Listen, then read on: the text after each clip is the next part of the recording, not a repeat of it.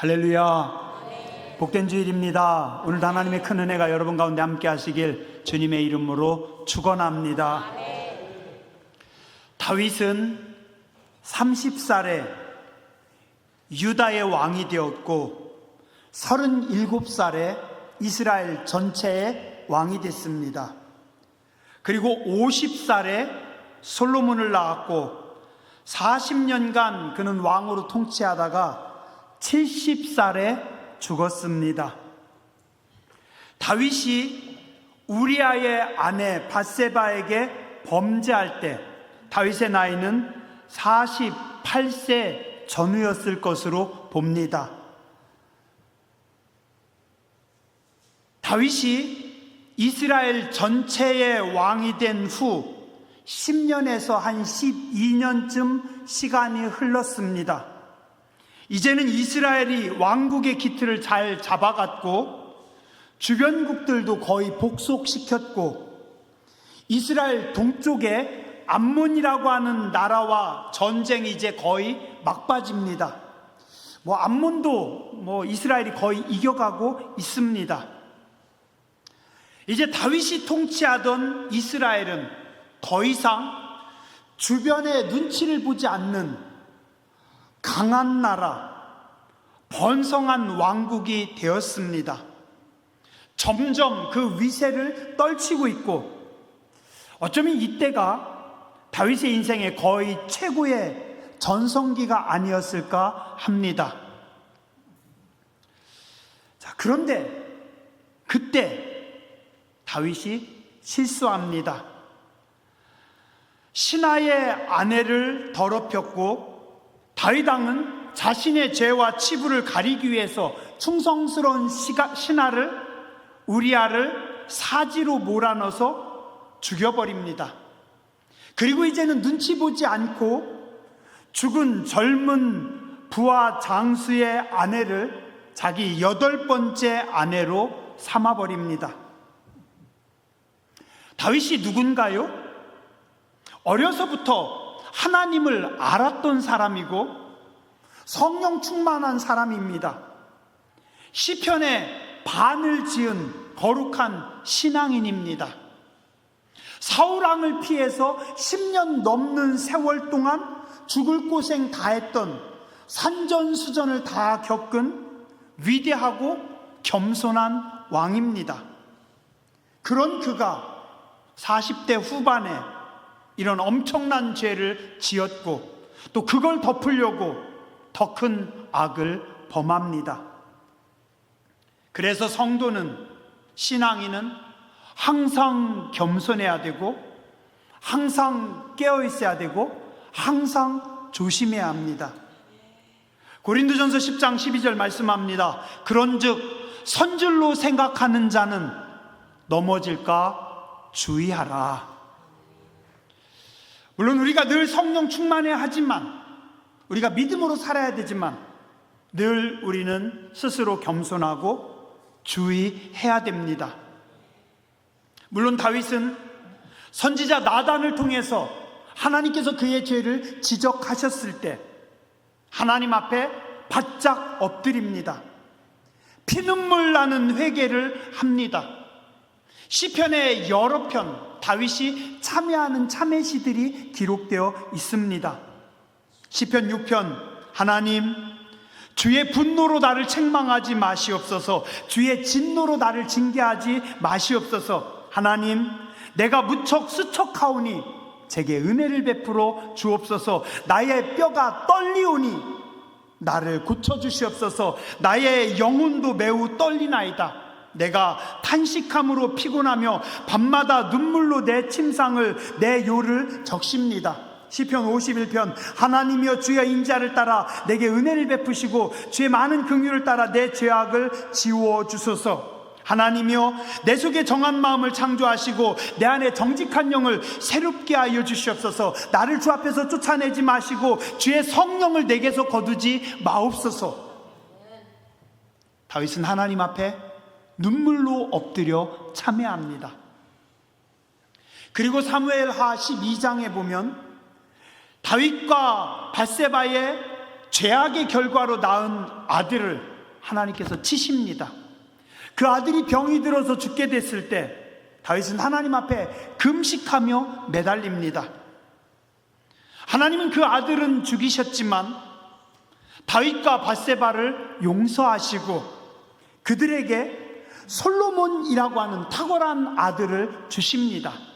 그리고 다윗의 죄를 지적했던 나단 선지자를 다윗에게 보내셔서 그를 통해서 새로 태어난 이 솔로몬은 하나님께 사랑을 입은, 하나님께서 사랑하는 자다라고 가르쳐 주십니다.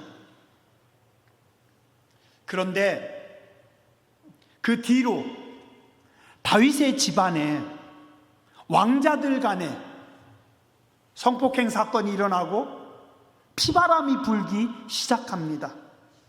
다윗의 장자인 암논이 배다른 여동생 다말을 성폭행합니다.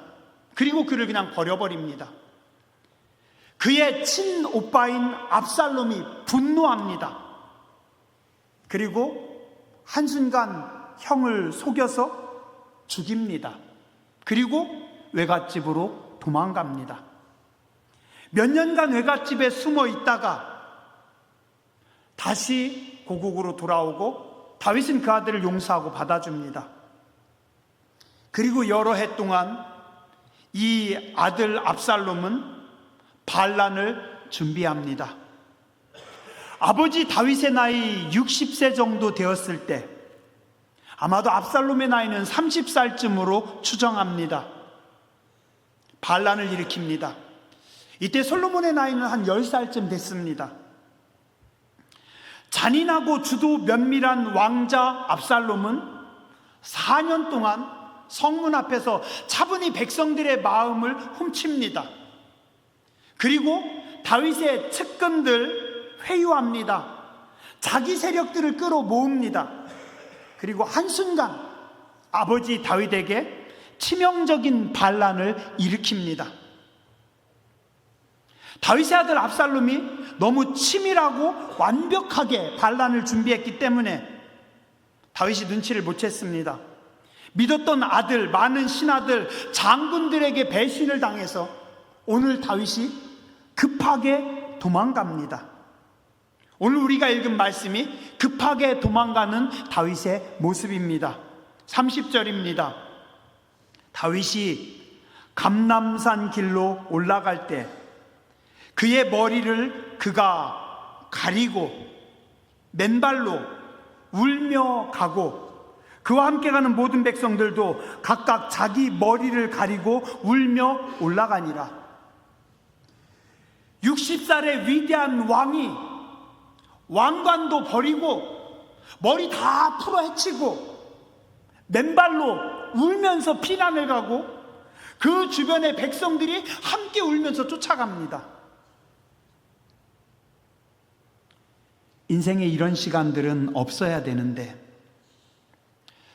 우리 인생은 간혹 가다가 뜻하지 않게 이런 어렵고 황당한 경우를 만납니다. 내가 왜 이렇게 비참해진 거죠? 믿었던 사람에게 배신을 당했습니다. 60년 동안 살아오면서 쌓아놓은 모든 것이 한순간 다 무너졌습니다. 하늘은 무너지고 땅은 꺼지고 간신히 서 있기는 한데 발밑이 허당입니다. 어느 순간 그냥 다 무너져가지고 내가 곤두박질 칠지 모릅니다. 예, 물론 철없던 시절에 어리석은 짓을 한 적도 많았습니다. 그러나 이제는 성실하게 열심히 잘 살고 있는데 이번엔 내가 잘못한 것도 없는데 정말 억울하게 당하고 있습니다. 어디 하소연할 곳도 없습니다. 믿었던 사람들이 다 떠나버립니다. 이때 우리는 어떻게 해야 될까요? 근데 이때 기가 막힌 일이 하나가 또 발생합니다. 31절입니다. 어떤 사람이 다윗에게 알리되 압살롬과 함께 모반한 자들 가운데 아히도벨이 있나이다. 아히도벨도 거기에 합류했습니다. 아히도벨이 누굽니까? 사무엘하 16장 23절, 그때 아히도벨이 베푸는 계략은 사람이 하나님께 물어서 받은 말씀과 같은 것이라. 아히도벨의 모든 계략은 다윗에게나 압살롬에게나 그와 같이 여겨졌더라. 아히도벨은 이스라엘 최고의 현자입니다. 천재적인 책략가입니다. 얼마나 똑똑했던지 아히도벨이 작전을 짜면 그 작전은 그 사람이 하나님께 직접 받은 말씀하고 동급이다. 아히도벨은 천재였어요. 그가 짜는 모든 작전은 다 성공했고 그는 완벽한 현자였습니다. 그리고 역대상 27장 33절에 보면 그 옛날 다윗이 왕이 되었을 때 아히도벨은 왕의 모사가 되었고 아렉 사람 후세는 왕의 벗이 되었다. 다윗이 왕이 되어서 나라를 통치할 때 그 천재적인 책략가 아히도벨이 다윗을 도와서 모사가 되어서 다윗이 지금 탄탄한 나라를 만들었는데 그 천재가, 그 뛰어난 책략가가 지금 다윗을 배신하고 아들 왕자의 편으로 갔다라는 겁니다. 어떻게 해야 되겠어요? 왜 그런 거죠? 근데 이 아히도벨이라고 하는 분이요, 누구였냐면 다윗이 더럽힌 여인 밧세바의 친할아버지였습니다. 그는 시집간 자기 손녀딸이 행복하게 잘 살아야 되는데 왕에게 더럽혀졌고 자기 손주 사위는 전쟁터에 사지에 몰려서 거기서 억울하게 죽임당한 것에 대해서 분노합니다. 모두가 시시하고 얘기 안 할지라도 이스라엘 최고의 전략가인 아히도벨은 정확하게 사건을 보고 알고 있었습니다. 자신은 다윗 왕의 오래된 충신이었고 자기 아들도 다윗 왕의 자랑하는 37명의 장군들 중에 한 사람이었고 요즘으로 따지면 스타죠. 2스타, 3스타 정도 됩니다. 그의 딸인데 손주 사위도 젊은 장수로 지금 왕을 위해서 전쟁터에 나가서 목숨 걸고 싸우는데 아니 3대가 충성한 그 신하의 집안의 여인을 다윗이 더럽힌 겁니다. 아히도벨도 이건 용서할 수가 없는 겁니다. 그래서 그는 결정적인 순간 압살롬의 편에 섭니다. 아히도벨이 두 가지 압살롬에게, 왕자에게 책략을 줍니다. 첫 번째 책략이 뭐였냐면, 왕자님, 왕의 후궁들 10명을 왕궁 위에 텐트 쳐놓고 거기서 더럽히십시오. 그러면 왕자님의 명예가 올라갈 겁니다. 아니, 어떻게 이스라엘에서 하나님의 사람들이 그 천재적인 아히도벨이 이런 말을 할 수 있습니까? 이제 더 이상 다윗과 압살롬의 관계는 회복될 수가 없습니다. 아들이 그 짓을 했으니. 다윗의 신하들이 압살롬 편에 들어간 사람들은 이제 더 이상 돌이킬 수 있는 길이 없습니다. 아마 압살롬의 내면에는 10몇 년 전 우리 손녀딸 네가 더럽혔는데 너도 처절하게 당해야 된다.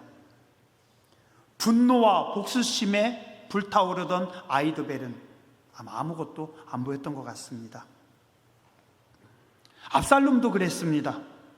자기 누이 동생이 더럽혀졌을 때 그는 분노했고 아버지 다윗 왕이 방관하고 있는 것에 더 화가 났습니다. 이를 갑니다.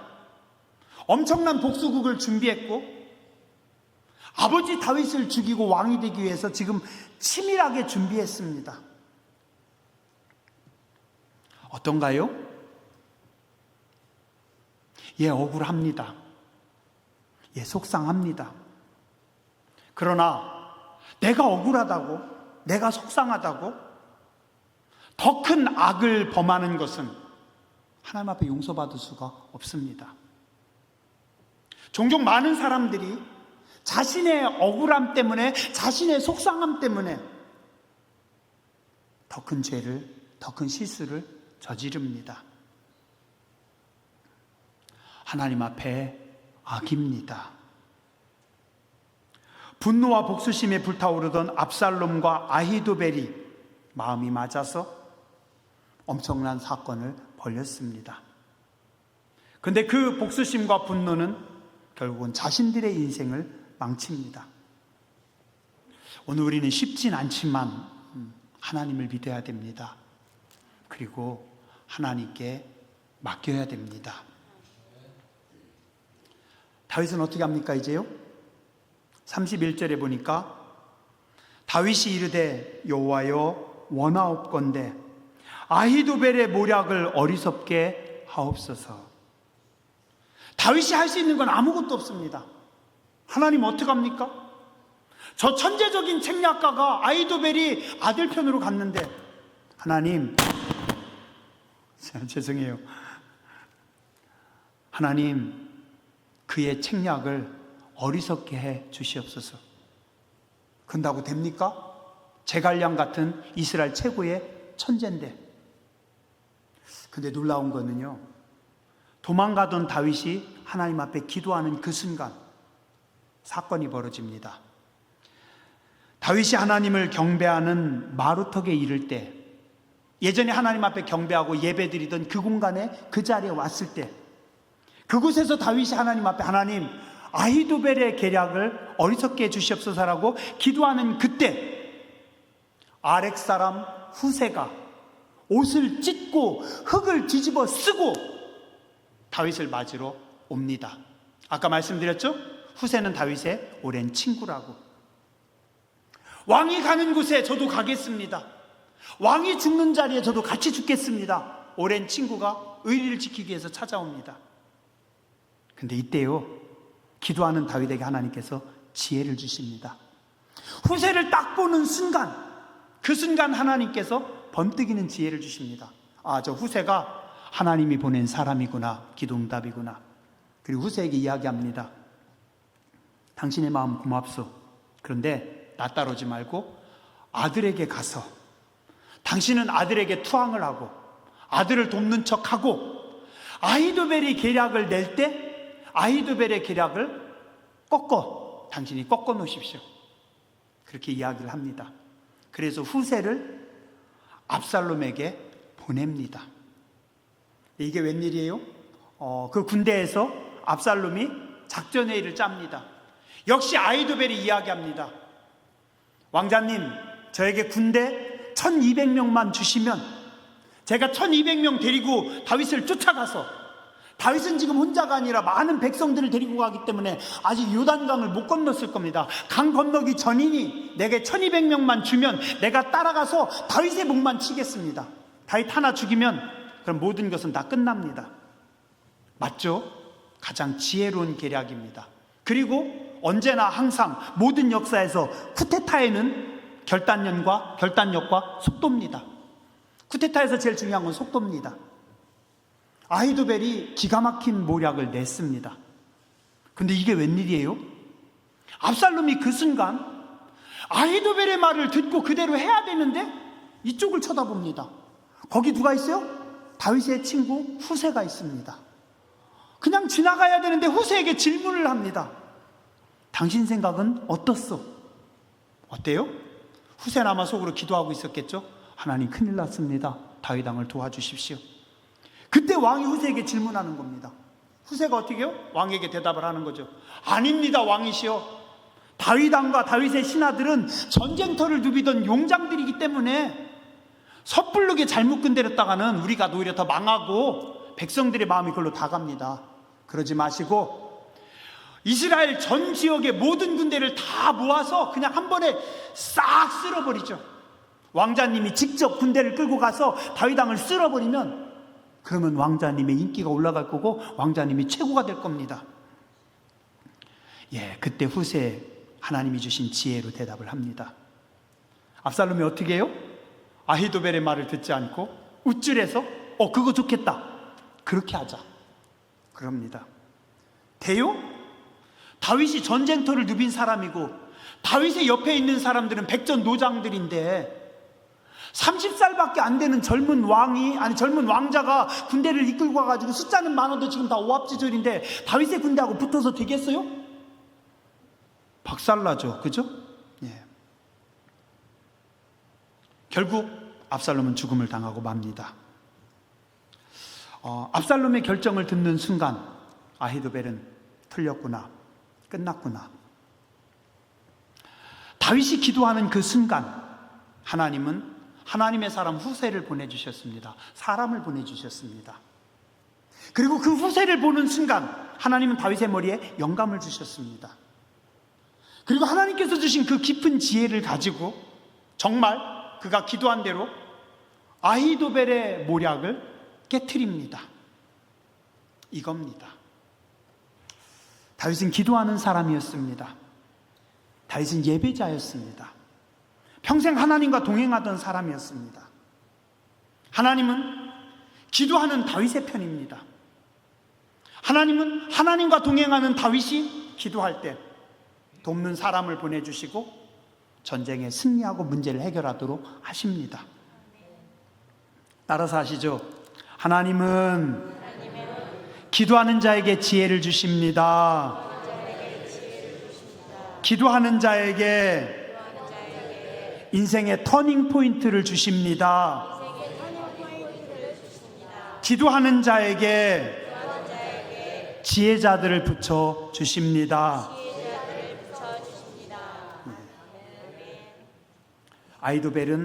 최고의 창략가 아히도벨은 자살합니다. 자기 말 안 듣는 거 보고 틀렸구나. 두 가지입니다. 어차피 다윗은 용서하지 않을 겁니다. 그리고 또 하나, 비록 자기 손녀딸 때문에 자기가 반역을 일으키긴 했지만 자기가 나중에 잡히면 어떻게 되겠어요? 자기는 모르겠는데 자기 손녀딸 밧세바까지, 그럼 밧세바가 낳은 10살밖에 안 되는 솔로몬까지 자칫하면 거기까지 화를 끼칩니다. 아히도벨은 그래서 스스로 자기 목숨을 끊어버립니다. 그 마음을 아는 다윗은 나중에 밧세바의 아들 솔로몬을 왕으로 세웁니다. 또 그 일을 오랜 충성된 선지자 나단이 돕습니다. 하나님은 수많은 변수들을 다 막아주셨습니다. 결국은 다윗이 한 것이 아니라 하나님께서 작업하셨습니다. 다윗이 한 건 뭐예요? 울면서 기도한 것 뿐입니다. 우리도 그래요. 인생의 역경을 당했을 때, 하늘이 무너지고 발밑이 꺼지는 것 같을 때 우리는 하나님 앞에 기도해야 됩니다. 하나님은 기도하는 자를 도와주십니다. 어쩌면 세상 사람들이 볼 때 오늘 다윗의 승리는 설명이 안 될 수 있습니다. 이상하게 다윗은 계속해서 운이 좋은 사람이었습니다. 아닙니다. 다윗은 운이 좋았던 게 아니라 은혜의 사람이었던 겁니다. 하나님의 은혜가 있는 사람은 아히도벨 같은 천재들이 아무리 많아도 이길 수 없습니다. 이게 신앙입니다. 오늘 우리는 은혜로 사는 백성들입니다. 이미 받은 은혜에 감사하고 앞으로 부어주실 은혜를 사모하며 은혜의 보좌 앞에 나오는 여러분들 되시기 바랍니다. 사실 다윗은요, 은혜로 살았습니다. 아들이 반란을 일으켜도 용서합니다. 요압 장군이 반란의 기미가 보여도 참고 기다립니다. 심의가 욕을 했어도 용서합니다.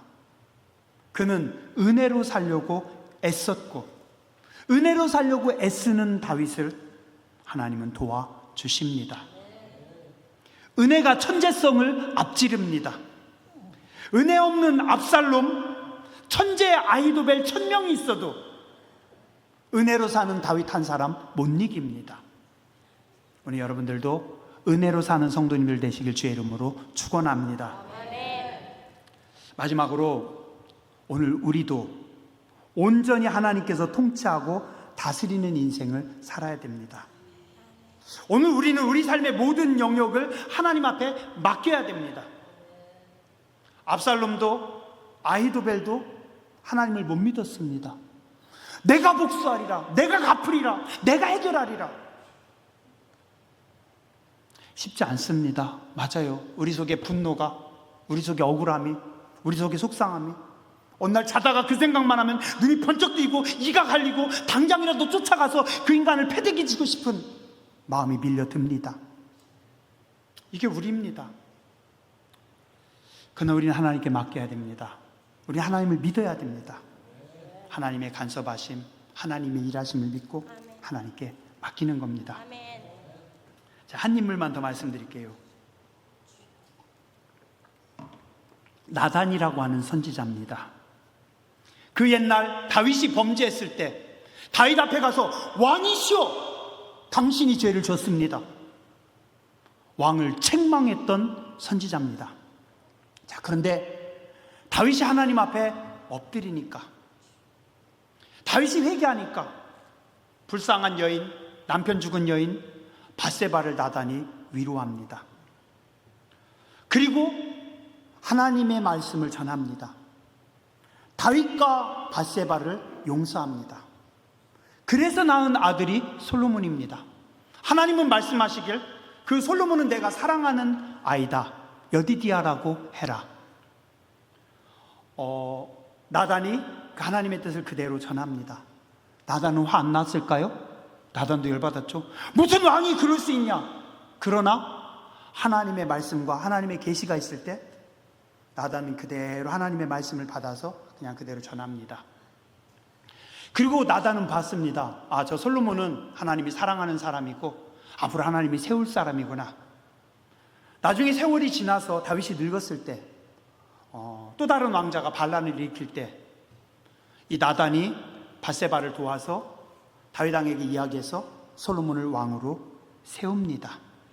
나단은 끝까지 자기 생각이 아니라 하나님 뜻에 따라, 하나님의 원하심 따라 움직이며 살았습니다. 오늘 우리도 그래야 됩니다. 우리는 하나님 뜻에 순복해야 되고 하나님의 말씀에 순종하며 살아야 됩니다. 하나님을 신뢰한다면 믿고 맡기세요. 물론 용서 안 됩니다. 그러나 지워야 됩니다. 그리고 하나님께 맡겨야 됩니다. 자비하신 하나님, 저희들 험한 세상 살다 보니까 너무 많은 상처들이 있고 아픔들이 있고 우리 속에 분노가 있습니다. 너무 억울합니다. 너무 속상합니다. 너무 화가 납니다. 하나님께서 빨리 움직이지 않으셔서 저희들 너무 힘듭니다. 그러나 자비하신 하나님, 저희를 다스려 주시옵소서. 다윗이 은혜로 살았던 것처럼 은혜로 사는 자들 되게 해주시고 어려움에 낙심하지 않게 해주시고 교만하지 않게 해주시고 절망하지 않게 해주시고 기도하는 자들 되게 해주시고 은혜로 사는 자들 되게 해주시고 말씀과 하나님의 뜻에 순복하는 거룩한 백성들 되게 하여 주시옵소서. 우리 영원한 생명이신 예수님 이름으로 간절히 기도드렸습니다. 아멘.